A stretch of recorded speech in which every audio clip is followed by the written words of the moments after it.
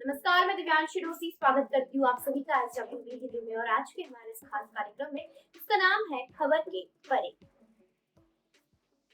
Delhi NCR में वायु प्रदूषण को लेकर आज सुप्रीम कोर्ट में अहम सुनवाई हो रही है। इस दौरान दिल्ली की केजरीवाल सरकार ने सुप्रीम कोर्ट को बताया कि वो राष्ट्रीय राजधानी में वायु प्रदूषण को रोकने के लिए लॉकडाउन जैसे कदम उठाने के लिए तैयार है।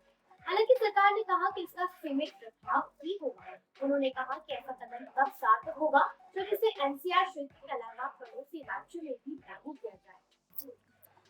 बता दें कि इससे पहले पिछली सुनवाई में कोर्ट ने वाहनों का परिचालन रोकने और 2 दिन के लॉकडाउन लगाने जैसे कदमों को अपनाने का सुझाव दिया था। कोर्ट ने शनिवार को दिल्ली एनसीआर में वायु प्रदूषण में बढ़ोतरी को आपात स्थिति करार दिया था और केंद्र एवं दिल्ली सरकार से कहा था कि वे वायु गुणवत्ता में सुधार के लिए आपात कदम उठाएं।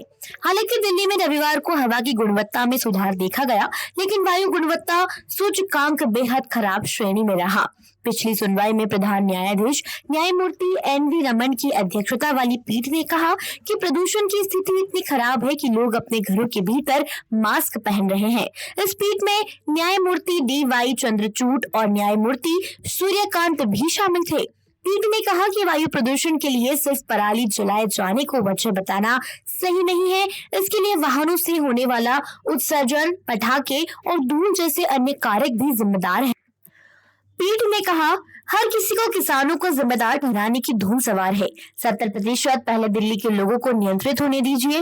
पटाखों, वाहनों से होने वाले प्रदूषण आदि को रोकने के लिए प्रभावी तंत्र कहाँ है?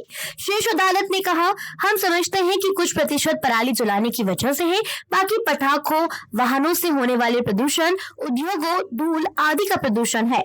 आप हमें बताएं कि दिल्ली में वायु गुणवत्ता सूचकांक 500 से 200 पर कैसे लेकर आएंगे? 2 दिन के लॉकडाउन जैसे कुछ तत्कालिक कदम उठाए। शीर्ष अदालत ने केंद्र से सोमवार तक जवाब देने को कहा था।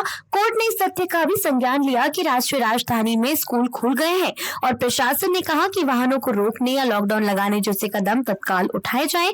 केंद्र सरकार की तरफ से पैरवी कर रहे सॉलिसिटर जनरल तुषार मेहता ने कहा कि जब पंजाब में पराली जलाई जा रही है और राज्य को इसे लेकर कुछ करना होगा। पीठ ने कहा, आपका मतलब यह लगता है कि सिर्फ किसान जिम्मेदार हैं? दिल्ली में प्रदूषण को नियंत्रित करने से जुड़े कदमों का क्या है? मेहता ने स्पष्ट किया कि उनका कहने का मतलब यह नहीं है कि सिर्फ किसान जिम्मेदार हैं। जब दिल्ली सरकार की ओर से वरिष्ठ अधिवक्ता राहुल मेहरा ने पराली जलाने के मुद्दे का जिक्र किया तो पीठ ने कहा, याचिकाकर्ताओं हो दिल्ली सरकार या कोई और, किसान को दोष देना एक फैशन बन गया है। क्या आपने देखा है कि कैसे दिल्ली में पिछले 7 दिनों से कैसे पटाखे फोड़े जा रहे हैं? दिल्ली पुलिस क्या कर रही थी? शीर्ष अदालत पर्यावरण कार्यकर्ता आदित्य दुबे और कानून के छात्र अमन बंका द्वारा दायर एक याचिका पर सुनवाई कर रही थी, जिन्होंने छोटे और सीमांत किसानों को मुफ्त में पराली हटाने वाली मशीन उपलब्ध कराने का निर्देश देने की मांग की है।